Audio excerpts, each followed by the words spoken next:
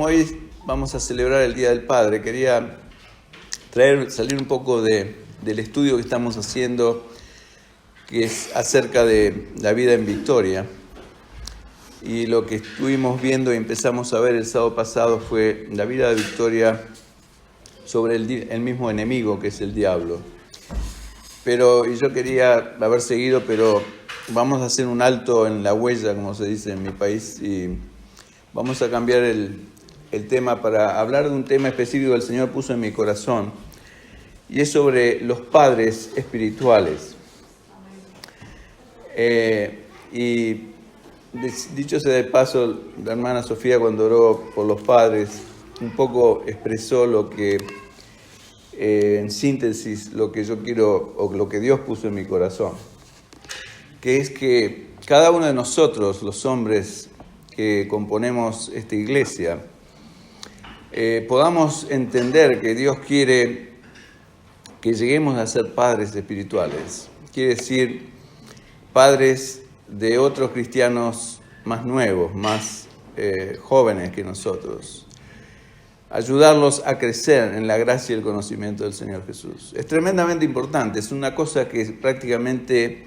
Y este es el diseño de la iglesia. El Señor por eso fundó su iglesia y estableció que su iglesia es nada más y nada menos que su cuerpo.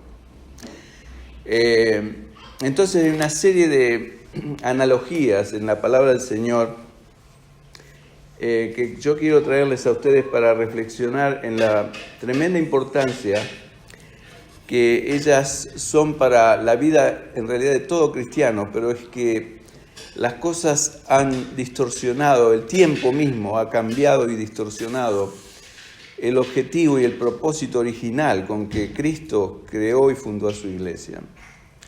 Y la iglesia en esencia es como una familia espiritual, en la cual nacemos al Espíritu por la gracia de Dios, y Dios nos pone en una iglesia para que podamos desarrollarnos, así como cuando nacemos nos quedamos solos, botados, guachos, como se dice, no sé si conocen la palabra, pero la palabra específica, guacho quiere decir alguien que no tiene padre y madre, solo. No es, en mi país se usa como una expresión muy vulgar y muy fea, pero por eso a mí me suena mal, pero es la expresión correcta. Una persona que es guacha es un huérfano, no tiene madre ni padre. Se usa mucho con los animales, un guachito, en el campo se usa mucho. Sí, es un ternero guachito, no tiene, se murió la mamá. Y muchos cristianos, lamentablemente, entran en esa categoría porque no tienen nadie que cuide de eso, no tienen una familia con la cual desarrollarse y quedan siempre ahí, ¿no es cierto? Siempre huérfanos o siempre sin desarrollar.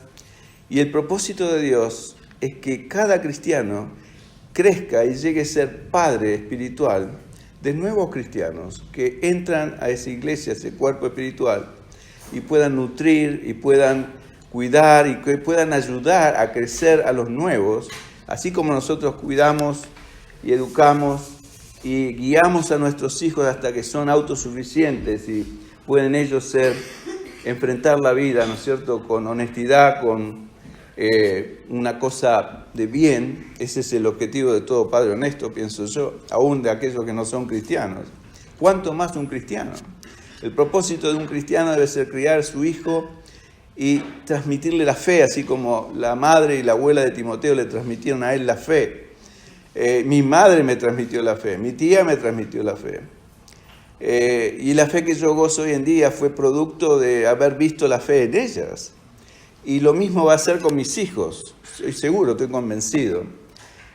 Dios es poderoso para hacer todas las cosas mucho más abundantemente de lo que pedimos y creemos por su tremenda misericordia y gran poder y absoluta bondad. Entonces quiero leer con ustedes unos breves pasajes en la primera carta del apóstol Juan la primera carta del apóstol Juan, en el capítulo 2, primera Juan capítulo 2, solamente unos breves pasajes o versículos en 1 Juan capítulo 2. Vamos a leer del verso 12 al 14. Y Juan acá hace una categorización de los cristianos en la iglesia y nombra 3 tipos de cristianos o madurez o niveles de crecimiento en la vida espiritual. Eso es lo que significa, ¿no es cierto? No es que sean cristianos distintos, sino que son niveles de crecimiento espiritual en la vida de esos cristianos. Pero en realidad yo creo que Juan, contando con un pasaje en el Evangelio de Juan, él se refiere a 4 tipos de cristianos. Y después, ahora van a entender por qué. Pero vamos a empezar con esto, en lo cual están bien claros o patentes 3 tipos de niveles distintos de cristianos. Niveles no porque sean mejores o más buenos, no, porque son más maduros, porque son más parecidos a, por así decirlo. O sea, cuando hablo de madurez, no quiere decir conocimiento intelectual de la palabra de Dios. Una persona puede saberse la Biblia de tapa a tapa y ser espiritualmente un niño. ¿Entienden? O sea, estoy hablando de madurez. La vida cristiana no es intelectual, no es conocer la Biblia de memoria, no. Es carácter. Es carácter, es plenamente carácter. Y por eso Dios se lleva años formar un siervo o una sierva. Años. Entonces es como, yo lo comparo como el tiempo que Dios tarda para hacer un árbol de un roble, ¿no es cierto? Tarda muchos años para hacer un árbol de roble que sea algo productivo, que sea algo que se usa para bendición, para hacer un mueble, algo. Pero un bananero, por ejemplo, crece muy rápido, ¿no es cierto? En pocas semanas está la planta de banana, pero viene un viento fuerte y la tumba. Pero un roble, pueden venir vientos, lluvia, tempestades, a un huracán como el que viene y se avecina ahí en Estados Unidos, están muy preocupados, pero el roble es un árbol que tiene raíces profundas y no hay nada que lo tire. Así es un cristiano que está fundado en Dios, en el conocimiento personal de la presencia de Dios, de la persona de Dios, de quién es Dios. Y Dios quiere que lo conozcamos. No es como, por ejemplo, en el mundo musulmán, Dios es un Dios que no puede ser llegado a conocer. Lo mismo pasa con los budistas, o lo mismo pasa con todos los ídolos que tienen los indios o los hindúes. Pero el Dios de la Biblia es un Dios que quiere que lo conozcamos. Y eso es tremendamente emocionante para mí. No es un Dios que está ahí oculto, ¿no es cierto? Que tenemos que adivinar cómo piensa para complacerlo y mantenerlo tranquilo y que no nos castigue. Todas esas cosas que pasaba antes, que hacían sacrificio de humanos inclusive para calmar la ira de los dioses. No, nuestro Dios no es así. Al contrario, es un Dios abierto que quiere, y por eso nos ha dejado este legado para que todos nosotros podamos libremente llegar a conocer a nuestro Dios. Y si no lo conocemos, es porque no leemos el legado, simplemente, y no buscamos de Él para que nos revele, no solamente intelectualmente, sino mucho más espiritualmente en nuestros corazones, lo que esta carta preciosa que compone estos 66 libros que llamamos Biblia, significan para nuestras vidas, o para la vida de un cristiano. Entonces, como digo, Juan habla de 3 tipos de cristianos acá en estos 3 versos que vamos a leer. Empezamos en el verso 12, dice así: os escribo a vosotros, hijitos. Esa es una primera categoría, hijitos. Porque vuestros pecados os han sido perdonados por su nombre. Verso 13, os escribo a vosotros, padres. ¿Se dan cuenta? Otro tipo de categoría. Porque conocéis al que es desde el principio. Os escribo a vosotros, jóvenes. Otro tipo de madurez en la vida cristiana. Porque habéis vencido al maligno. Os escribo a vosotros, hijitos, nuevamente, porque habéis conocido al Padre.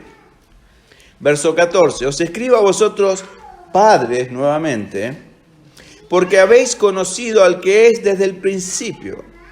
Os he escrito a vosotros jóvenes, porque sois fuertes, y la palabra de Dios permanece en vosotros, y habéis vencido al maligno.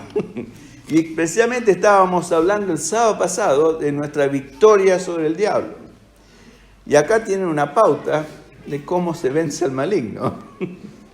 Ahora la vamos a ver por la gracia de Dios. Otra cosa interesante, como estamos en un país de habla inglesa, por si no se dieron cuenta,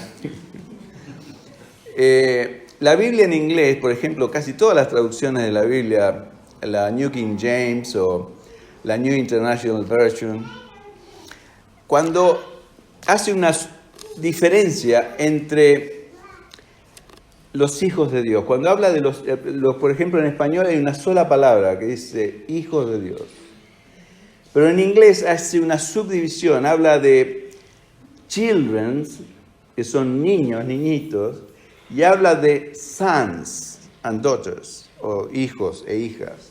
Y ustedes entienden la diferencia. Un niño, un children, es un niño pequeñito.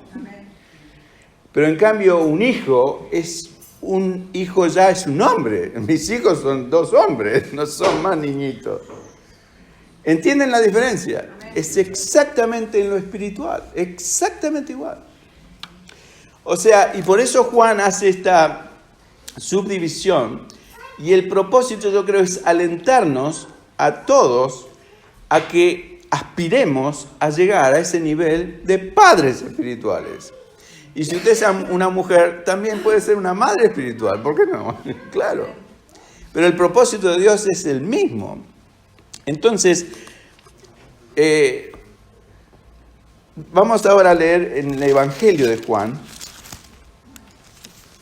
para que vean la otra categoría que habla el Señor, porque de ahí queremos empezar. En el Evangelio de Juan, capítulo 1, verso 13, dice así, hablando de los hijos, entre paréntesis, en la versión española dice, habla de hijos directamente.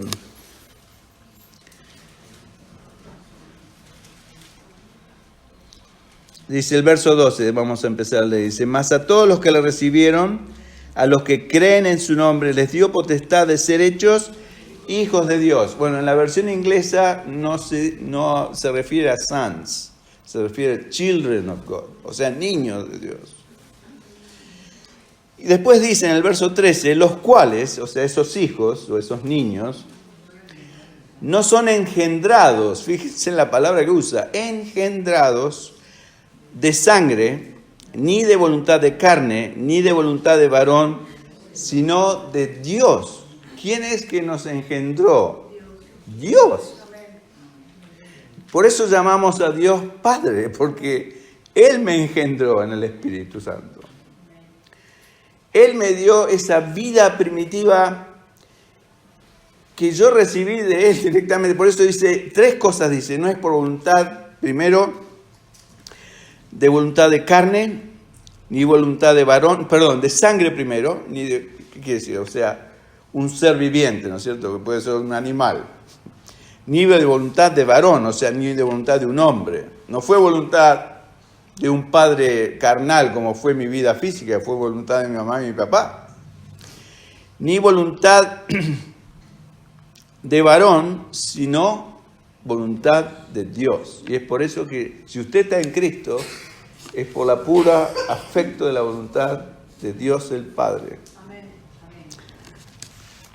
Así que ahí vemos la primera categoría, ¿no es cierto? Fuimos engendrados por Dios. Ahora, una mujer cuando también, o sea, físicamente, en el terreno físico, cuando queda encinta o queda embarazada, es engendrada por un hombre, bueno, que hoy en día dicen cualquier cosa, parece que pueden engendrar de cualquiera, pero no es así. Naturalmente, una mujer concibe, queda engendrada, el nuevo ser, por la semilla que puso el papá. Entonces, es el padre que engendra al hijo.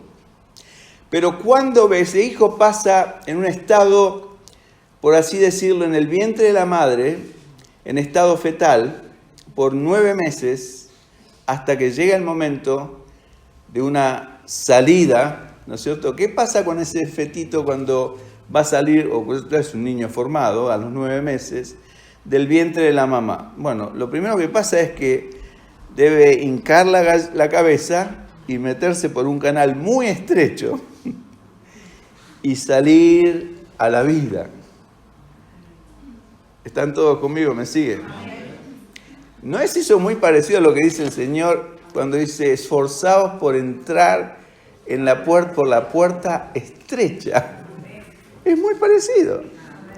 Pero después de la puerta, no queda ahí, y andar por el camino que es estrecho.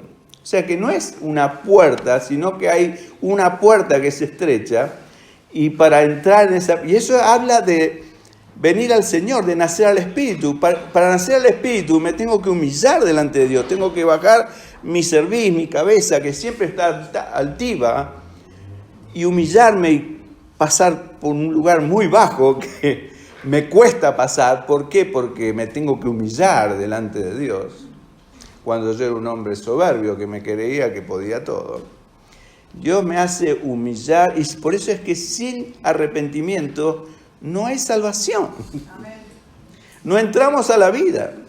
Tiene que haber ese proceso de humillarnos, así como ese niño. Ustedes saben, por lo natural, que si un niño quiere nacer de cola, no puede nacer, le tienen que hacer cesárea a la mujer, porque ahí se traba el niño, ya no va ni para adelante ni para atrás. Y lo mismo nos pasa a nosotros en lo espiritual. Si yo quiero entrar parado en el reino de Dios, no voy a entrar. Tengo que entrar con la cabeza hincada por un canal muy estrecho que me lleva a la vida. Y estrecho es el camino que lleva a la vida, dice el Señor también. Y la vida no es cuando estemos en el cielo. La vida la tengo, yo ya la tengo la vida. No es que la espero, ya la tengo. Y es la vida de Dios en mí, por el Espíritu Santo. Nací de nuevo. Soy un hijo de Dios. Puedo llamar ahora a mi padre, padre. Y cuando ve el niño por primera vez a su papá, cuando sale de ese canal estrecho, y es recibido y es levantado por el médico y se lo pasa al papá, y por primera vez en 9 meses, desde que se gestó, ve al papá. Y el papá, yo me acuerdo cuando me dieron mi primer niño, se le llenan los ojos de lágrimas porque dice, este es mi hijo. Y es una sensación que yo nunca había sentido. Y es la misma sensación, estoy seguro, que sintió mi Dios cuando yo nací al Espíritu, me tomó en sus manos, en sus brazos, y estoy seguro que los ojos de mi Señor se llenaron de lágrimas, así como se llenaron los míos, porque si yo, un hombre pecador y malo y perverso, se me llenaron mis ojos de lágrimas cuando vi a mi hijo en mis brazos, ¿cuánto más habrá sido mi Señor cuando me tomó Él en sus brazos? Imagínense. Y no soy poético con esto, es la verdad. No quiero hacer poesía para enternecerlos a ustedes. Es la verdad. Dios nos toma en su brazo cuando nacemos y dice que hay gozo en el cielo cuando un pecador se arrepiente. Hay una fiesta. Es la misma fiesta que pasa cuando nace un niño en un hogar. Lo celebramos todos, ¿no es cierto? Amén. Lo mismo en la familia de Dios. Y entramos en una familia. ¿Cuál es la familia? Ustedes son mi familia. Son mis hermanos en Cristo. Es la iglesia. La iglesia es el lugar y el momento propicio que Dios creó para que todo niño nacido al Espíritu se desarrolle, crezca y llegue cada vez más a ser parecido a la imagen de su papá. ¿Quién es nuestro papá? ¡Dios! ¿Se dan cuenta cómo todo es perfecto el plan de Dios? Entonces, la segunda parte que vimos en 1 Juan capítulo 2, ahora volvemos a 1 Juan 2, vamos a analizar un poco lo que dice. No quiero tomarme mucho tiempo, pero es interesante elaborar algunos pequeños pensamientos respecto a este pasaje de 1 Juan. Entonces, el primer paso de la vida cristiana es cuando somos engendrados por Dios, ¿no es cierto? Eso tiene que existir. Y cuando eso pasa, como digo, tenemos que salir a la vida por un canal muy estrecho. Ahora, ¿qué pasa si yo creo que el gran problema es que muchos cristianos, porque hoy se predica mucho acerca de la fe, hay que creer, hay que creer, hay que creer, pero mucha gente nunca bajó la cabeza, nunca pasó por ese canal estrecho, y yo creo que muchos todavía están encerrados ahí y no han salido a la vida.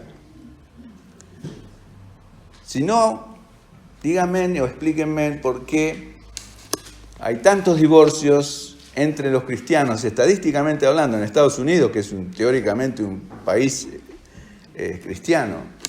Hay tantos o más divorcios en las parejas o en los matrimonios cristianos que en aquellos que son del mundo o no lo son. Explíquemelo eso, ¿cómo puede ser? Si han nacido de vuelta, eso no podría ser. Hay algo que está mal. O la estadística está mal, o hay algo que está mal en las iglesias. Entonces, vamos a ver un poco 1 Juan capítulo 2, verso 12-14 nuevamente. Cuando habla de hijitos, se refiere a esos niños pequeñitos, a bebés espirituales. ¿Y qué dice de esos niños o bebés espirituales? En el verso 12 dice, está eso, ¿cierto? Verso 12, lo primero que habla es de los hijitos. Dice, os escribo a vosotros, hijitos, porque vuestros pecados os han sido perdonados por su nombre. Y esto es lo primero que entendemos. Y cuando entiendo esto, por supuesto, tengo que haber salido del vientre de mi madre, pero todavía tengo el cordón umbilical, ¿no es cierto? ¿Me siguen? Ahora voy a hablar de otro elemento. El cordón umbilical. ¿Qué pasa cuando nace un bebé en el mundo? Y todo bebé viene con ese cordoncito. ¿Qué tiene que pasar con el cordón? Tiene que cortarse el cordón. Si no se corta, usted se imagina un niño o una mamá que dice, no, yo no quiero que le corten el cordón a mi hijo. No se lo va a tener que llevar. Porque ese niño se nutrió 9 meses por ese cordón. La mamá lo alimentó, el niño estaba en una situación ideal, no tenía que hacer nada prácticamente por él, todo lo hacían, y es más, pues después que nace también, la mamá lo tiene que cambiar, lo tiene que bañar, lo tiene que alimentar, no, sigue la cosa. Exactamente lo mismo pasa cuando una persona nace al Espíritu. Nos tienen que cuidar, Dios mismo nos da un cuidado especial. Me decía un hermano de allá de Perth, que yo discipulo a la distancia, estuve hablando con él y él me contaba del tremendo cambio que hizo el Señor con él cuando vino a Cristo, y era un hombre alcohólico, vivía ebrio. Cuando él vino al Señor, después de varias semanas, le dijo a la mujer, Sonia, ¿te das cuenta que hace 2 semanas que no pruebo alcohol? Él no se había dado cuenta.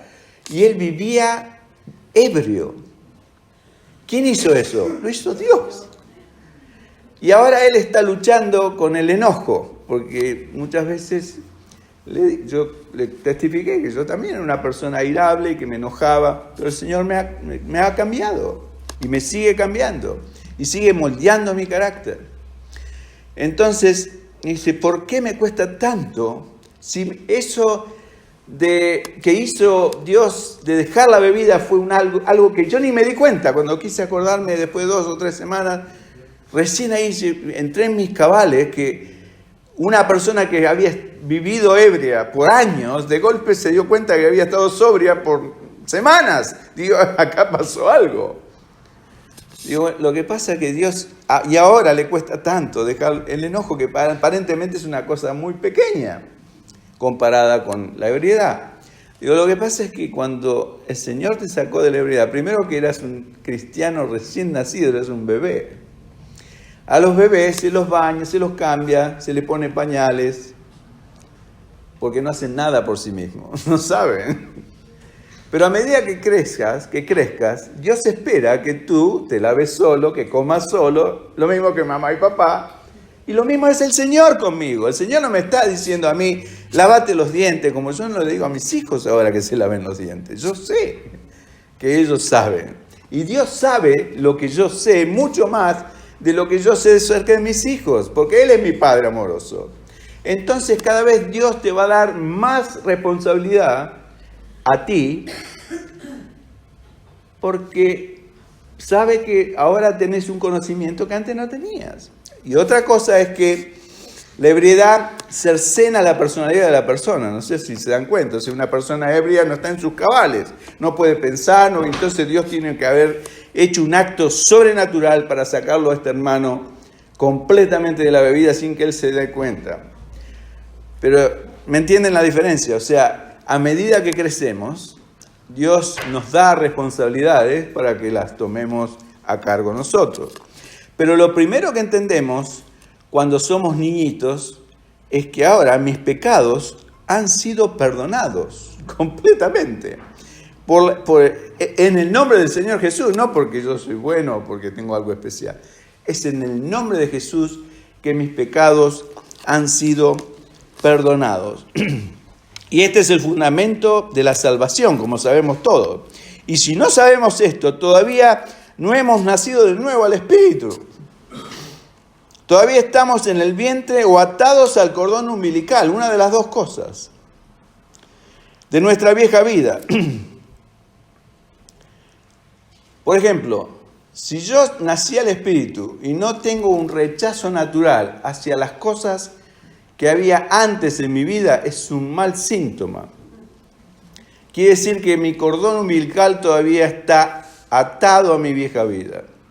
¿Qué significa el bautismo? Cuando nos bautizamos en Cristo por agua, es un símbolo de dejar la vieja vida, identificarnos con la muerte de Cristo y la resurrección de Cristo y salir y caminar en una nueva vida donde lo pasado borrado. El que dice en Corintios que está en Cristo es una nueva criatura, es una nueva creación. Las cosas viejas pasaron, quedaron atrás. Y aquí Dios hace todo nuevo. ¿Usted sabía que eso es una realidad para su vida y que Dios quiere eso para su vida? Mis amigos pasados, no es que yo los dejé, ellos me dejaron a mí. No querían estar más conmigo, se aburrían conmigo. Porque yo hablaba de lo que Dios me decía en mi corazón y se lo quería transmitir. A ellos no les importaba. Entonces es una selección natural de separación. Y yo no los extraño, no miro para atrás. Usted sabe lo que pasó con Israel, como hablaba Freddy, ¿no es cierto?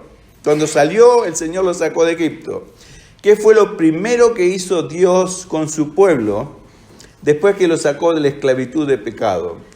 Egipto es un símbolo de esclavitud de pecado, que es el símbolo de mi vieja vida antes de venir a Cristo. Es interesante, ¿no es cierto? En Éxodo capítulo 14, verso 3, vamos rápidamente a esto para ilustrar lo que hizo Dios con Israel cuando salieron de Egipto y atravesaron el Mar Rojo. En el verso 13 del capítulo 14, ¿se acuerdan que los egipcios empezaron a perseguirlos porque se dieron cuenta que habían dejado partir a los esclavos y ahora tenían que trabajar ellos y no les gustaba? Entonces salieron detrás de los israelitas y dice, Moisés le dice, verso 13, y Moisés dijo al pueblo, no temáis, estad firmes y ved la salvación que Jehová hará hoy con vosotros, porque miren lo que dice acá, los egipcios que hoy habéis visto, nunca más siempre los verás. Nunca más los vas a ver. ¿Y qué pasó con esos egipcios? ¿Saben lo que? Si vemos un poco más adelante, ¿saben lo que pasó? El Señor abrió el mar, pasó Israel por seco, y cuando los egipcios lo quisieron seguir, el Señor los dejó entrar en el mismo canal. Y cuando Israel terminó de cruzar, Moisés levantó nuevamente por orden de Dios la vara, y el mar se cerró sobre los egipcios. Y ni un egipcio quedó vivo. Todos murieron. Y Israel los veía, los cadáveres muertos de la otra orilla. Siguen leyendo, no lo quiero leer yo porque se me fue el tiempo. Pero leen el episodio y veían esos mismos hombres que los sojuzgaban a ellos muertos en la orilla. Y lo mismo tenemos que ver nosotros, nuestras viejas amistades. Si no es así, usted todavía, discúlpeme, sea quien sea, está atado con el cordón umbilical a su vieja vida. Y Dios dice, córtala, porque si no, no vas a vivir. Vas a estar enredado siempre con las cosas que te atan a tu vieja vida y nunca vas a ser propiedad de Dios. Nunca vas a ser posesión de un padre amoroso que te está esperando con los brazos abiertos y te dice, córtala. Eres tú que la tienes que cortar. Dios no lo va a hacer. Pero es algo que tiene que pasar para que realmente podamos entrar en esa vida de victoria que Dios quiere darnos. La vida espiritual, la nueva vida en Cristo. Y la pregunta es, ¿ha cortado usted el cordón umbilical o sigue atado? Mientras continuemos rechazando lo que Dios nos habla y continuemos sin una entrega completa verdadera a Cristo, ese cordón va a estar ahí en su vida y lo va a tener atado y amordazado, y el diablo va a sacar ventaja de eso. En Hebreos capítulo 8, verso 12, dice en el Nuevo Testamento, por supuesto, porque no es una cosa solamente que le pasó a Israel. En el libro de Hebreos capítulo 8, verso 12.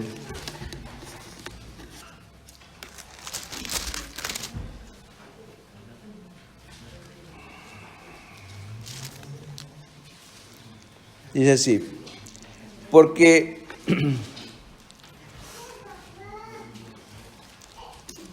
cambiado el sacerdocio, necesario es que haya también,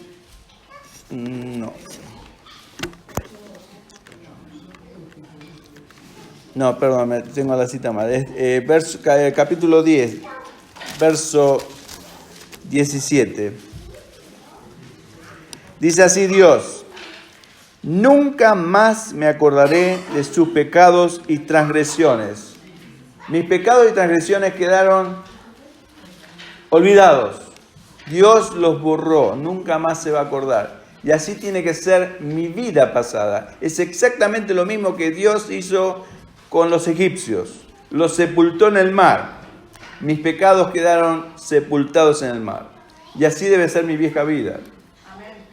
El Señor Jesús dice, el que viene en pos de mí y mira hacia atrás, pone su mano en el arado y mira hacia atrás, no es digno de mí. Yo quiero ser digno de mi Señor. Otra característica de este tipo de hijos pequeños es que conocen al Padre, porque, como digo, nacen al Espíritu y ven a su papá y se empiezan a relacionar con su papá. Sienten la paz de haber entrado a una familia espiritual que los protege y ya no son más huérfanos. ¿No es cierto? Pertenecemos a una familia, no estamos errantes, guachitos, sin Dios, sin Cristo, sin esperanza, sin mamá, sin papá, sin nadie que me ayude. No, tengo hermanos queridos que son como padres para mí. Yo he tenido hermanos que han sido padres para mí. Y eso es tremendamente importante y necesario en la iglesia. Padres y madres espirituales para que personas humildes y que realmente busquen con sinceridad servir y honrar al Señor puedan aprender, puedan tener una referencia palpable y aprender de ellos y ser guiados por ellos, ser instruidos por ellos. Hemos recibido el espíritu de adopción por el cual clamamos Abba Padre. Esto está en dos pasajes en la Biblia, en Romanos capítulo 8, verso 15 y en Gálatas capítulo 4, verso 6. Clamamos Abba Padre, quiere decir que eso tiene que estar en todo verdadero cristiano. Dios es mi Padre. Y cuando dice la Biblia Abba Padre, la expresión literal es papito, papito. Yo sé que Dios es mi Padre. Y no es un Padre distante y lejano, sino que es un Padre con el que tengo confianza plena y lo puedo decir papito, daddy, como se diría en inglés. Desde el mismo momento que nacemos podemos comenzar a experimentar, a recibir y a gozar todas las riquezas que tiene Dios para sus hijos. ¿Usted entiende eso? No importa que usted haya nacido hace 5 minutos al Espíritu. Un niño, el padre es millonario, los padres mueren instantáneamente, ese niño es heredero de todo lo que tienen los papás, así sea un bebé. Por supuesto con el tiempo, no lo quedará en manos de curadores o tutores, pero cuando el niño crezca, toda esa herencia le pasa en manos. Exactamente lo mismo es con todo cristiano. Y entonces en Efesios capítulo 1, verso 3, dice la Escritura: bendito el Dios y Padre de nuestro Señor Jesucristo, que nos bendijo con toda bendición espiritual en los lugares celestes en Cristo. Cuando habla de bendiciones, son riquezas espirituales. Todo eso es mío del momento que nazco al Espíritu. Mi Padre es posesión de mi Padre y están a mi disposición en la medida que yo le creo a mi Padre, comprendo, entiendo la promesa, la recibo en fe y mi Padre me la dispone, me la da. Y puedo empezar, no esperar a ser un adulto, pero ya puedo empezar a experimentar y gozar esas riquezas desde el momento mismo en que nazco al Espíritu. La otra categoría es interesante, es la de jóvenes. Y esto está en el verso 14, en la segunda parte del verso 14. Dice así, perdón, en el verso 13 también, en la segunda parte del verso 13. Os escribo a vosotros jóvenes, porque habéis vencido al maligno. Y dice 3 cosas de los jóvenes. Os escribo, acá habla solamente de eso. Os escribo a vosotros jóvenes porque habéis vencido al maligno. Y después vuelve a decir, os escribo a vosotros hijitos porque habéis conocido al Padre. O sea que fíjense, los hijitos cuando son bebés y salen del vientre de la mamá ya conocen al mamá, al papá, se lo presentan y a partir de ahí es una relación constante con mamá y papá. Ahora, jóvenes, antes de convertirnos en padres, tenemos que pasar por la etapa de ser jóvenes, porque así fui en mi vida natural, ¿no es cierto? Yo, antes de estar en condiciones de casarme y ser papá, fui un joven y fui, digamos, madurando en cosas, y exactamente igual pasa en lo espiritual. Características de los jóvenes espirituales. Primero, dice acá que son fuertes. Si ven, en el verso 14, segunda parte, dice: os escribo a vosotros jóvenes porque sois fuertes. ¿Fuertes en qué? ¿Físicamente? No. Si seguimos leyendo, dice: y la palabra de Dios permanece en vosotros. Por eso es que son fuertes. Porque la palabra de Dios permanece en ellos. Ahora vamos a ver qué quiere decir esto. Y habéis vencido al maligno. O sea, 3 cosas respecto a los jóvenes que todavía no son padres, pero Dios quiere, y esto recuerden es para todos nosotros, Dios quiere ver en cada uno de nosotros, aunque no seamos padres todavía, pero que vamos creciendo hasta este nivel. Primero en el que somos fortalecidos, porque la palabra de Dios, y esto es lo que nos fortalece, no solamente pasa por nosotros, sino que permanece en nosotros. ¿Qué quiere decir permanecer? Otro sinónimo de permanecer es morar. Permanecer. ¿Se acuerdan que Jesús dijo: permaneced en mí? Muchas veces, en Juan capítulo 15. Así como el pámpano separado de la vid se seca, separado de mí, nada podéis hacer. Y Jesús es un sinónimo de la palabra, ¿no es cierto? Jesús es la palabra, dice Juan, el Evangelio, el capítulo 1 de Juan, dice que al principio era el verbo y el verbo era Dios y el verbo estaba con Dios y el verbo era Dios. Y está hablando de Jesús. Y cuando habla del verbo es la palabra, esta palabra que estamos leyendo. Y eso era desde el principio. Y el Señor dice, cuando dice permaneced en mí, lo que nos está diciendo en forma de sinónimo es que permanezcamos en su palabra, porque Él es la palabra. Entonces,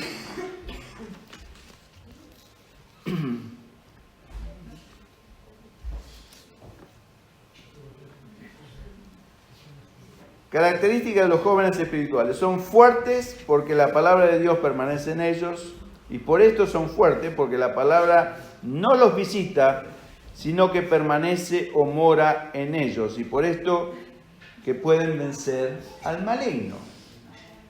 Un ejemplo de permanecer es lo siguiente. Por ejemplo, si yo voy a visitarlos a ustedes a su casa, yo no vivo en su casa, yo voy de visita, ¿no es cierto? Felipe me saca. Lo voy a visitar a Felipe. Y estoy un rato. Estoy una hora, charlo con Felipe, después me voy a mi casa. ¿Cuál es mi lugar de morada? No es la casa de Felipe, es mi casa.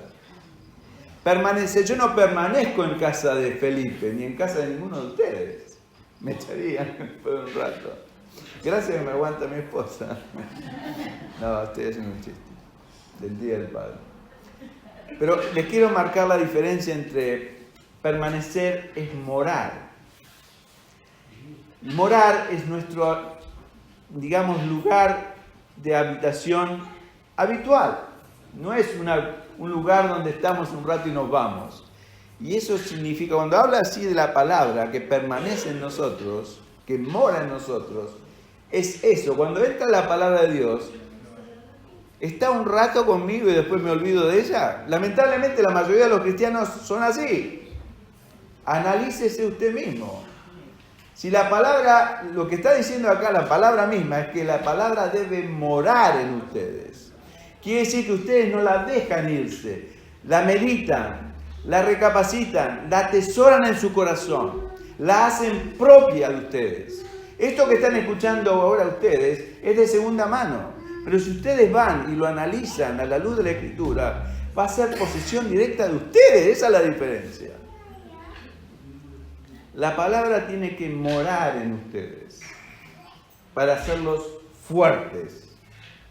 Si no, va a ser palabra que ustedes van a oír por un oído y le va a salir por el otro y no les va a aprovechar.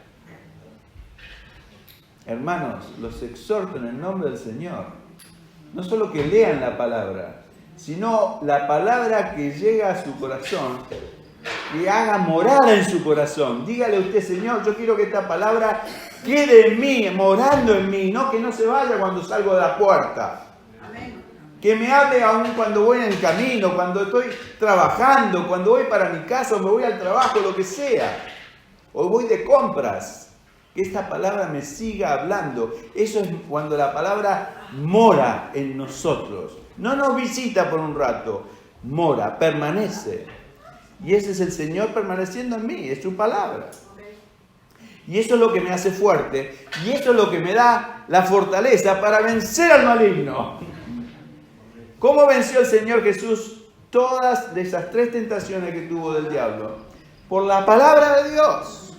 Y el diablo es tan diablo que la última tentación fue venir a tentarlo al Señor con la misma palabra. Pero el Señor le dijo, pero escrito también está. Nuevamente con la palabra. Y la palabra tiene una parte y una contraparte, como el principio de la partida doble de la contabilidad, ¿no es cierto? Aquellos que saben un poco de contabilidad. Entonces, quiere decir que todo se balancea en la palabra, en el principio espiritual de la palabra. Y siempre que hay una palabra, el diablo que nos trae, muchas palabras nos las trae el diablo a la mente para engañarnos. Pero escrito también está, usted tiene que ser capaz de decirle al diablo, pero ojo, también está escrito tal y tal cosa. Y ahí viene el balance espiritual. Así que, permanece y mora en ellos. Ya creo que está. Los padres espirituales, el último, dice, conocen al que es desde el principio. ¿Quién es desde el principio?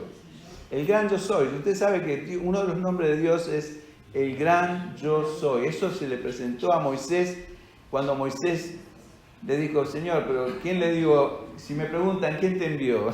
Bueno, dile que te manda el gran yo soy. le dijo Dios. O sea que uno de los nombres de Dios es el gran yo soy. Quiere decir que es el que es desde el principio, el que siempre existió, el que no tiene principio del fin, es el alfa y el omega.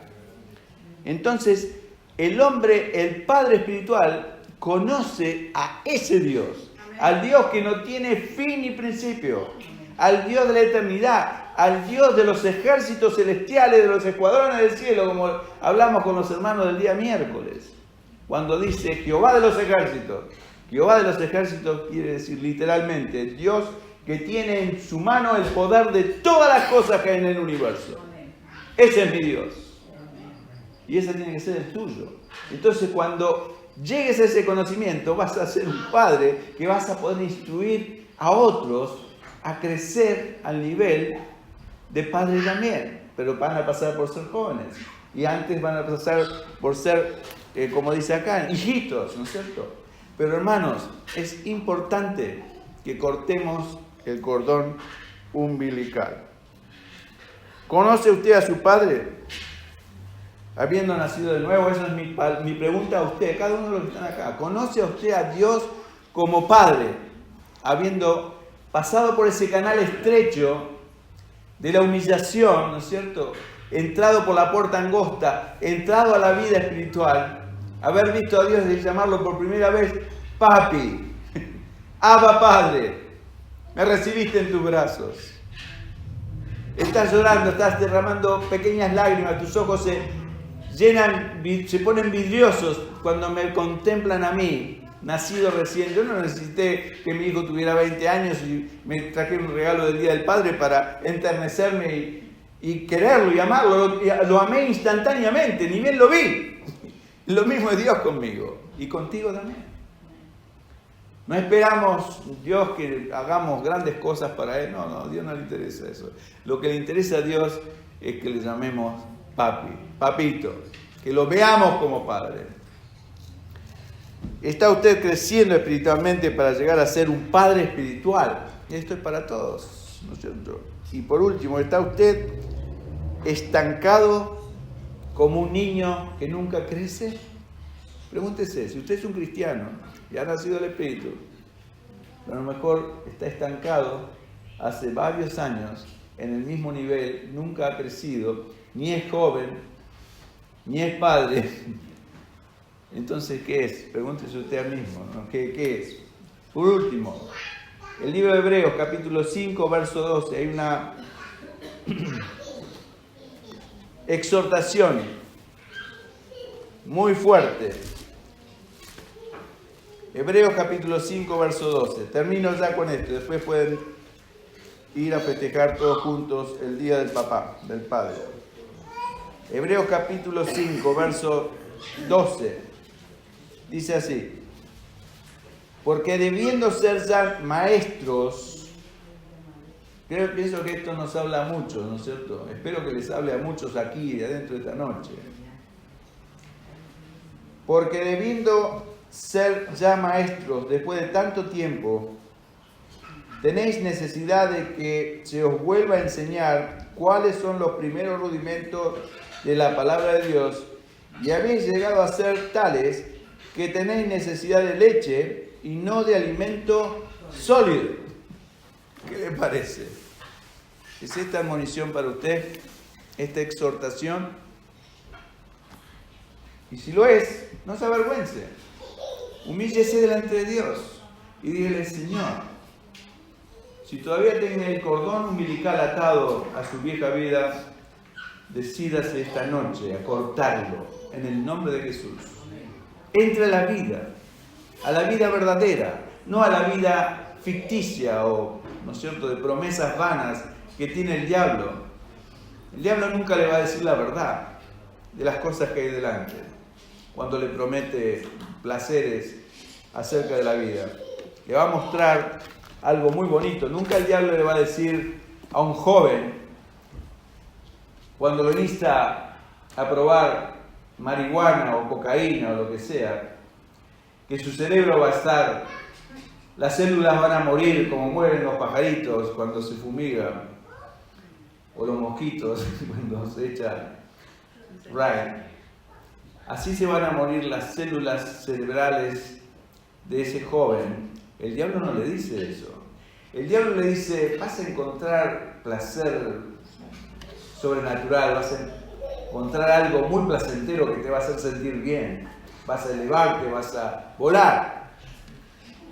Y tantas cosas. Nunca el diablo dice lo que hay detrás de la promesa. Muestra las promesas bonitas para atrapar a la gente. Así como el papel cazamosca, ¿no es cierto? Las moscas van volando y se quedan pegadas ahí porque es dulce. Es exactamente el pecado, la atracción de la vida. El diablo pone papel cazamosca, suena muy agradable, muy dulce, pero no es la vida. La vida la tiene Dios. Amén. Es más, el Señor tiene la llave de la muerte, se la arrancó al diablo, por lo cual Él trajo la vida abundante y de propósito que solo el Señor Jesucristo puede dar. Yo tengo 68 años y medio, hermanos, he vivido lo suficiente para poder testificar, después de 40 años de haber vivido siguiendo a mi Señor, que cada vez más quiero de Él, cada vez menos me acuerdo de lo que quedó atrás. Los puentes se han quemado y no me interesan para nada. Hay un camino recto que me lleva a la vida y ese es el camino que voy a seguir hasta el último día de mi vida. Oremos al Señor. Gracias, Padre, por ser nuestro Padre querido y amado. Y gracias por tu deseo sincero de que cada uno en tu iglesia, Señor, pueda crecer para ser un Padre espiritual de nuevos cristianos que necesitan ser desarrollados en tu palabra, en tus caminos, en tus cosas, Señor. Te ruego, Padre, que si hay algún alma aquí que todavía está atada a ese cordón umbilical, a su vieja vida, o todavía no ha nacido de nuevo, que está todavía atrapado dentro de ese vientre, porque no se ha querido humillar, no se ha querido doblegar y confesar sus pecados delante tuyo. Tantas cosas pueden ser. Tú sabes cada corazón, cada mente, cada persona, cada pensamiento. Aún, Señor, tú conoces cada excusa que cada ser humano aquí adentro te está dando en este momento a ti para no aceptar y no doblegarse ante tu palabra. Pero, Señor, yo también te ruego que sea tu palabra como ese martillo que rompe como la piedra de los corazones duros y los enternezca para que puedas recibir la vida que viene de ti, Señor. Y te puedan llamar papá, papito. Gracias, Padre. Gracias por habernos dado vida. Bendecimos tu nombre, Señor. Y te ruego por cada padre aquí presente que tu mano de poder los exhorte y los llame a una vida de victoria. Una vida donde puedan ser fuertes porque permanecen en tu palabra. Una vida que son fuertes, Señor, porque pueden vencer al maligno y el maligno no tiene efecto sobre ellos. Gracias, Padre, porque esto está a disposición de cada uno de aquellos que te buscan con un corazón sincero y honesto. En Cristo Jesús. Amén, Señor.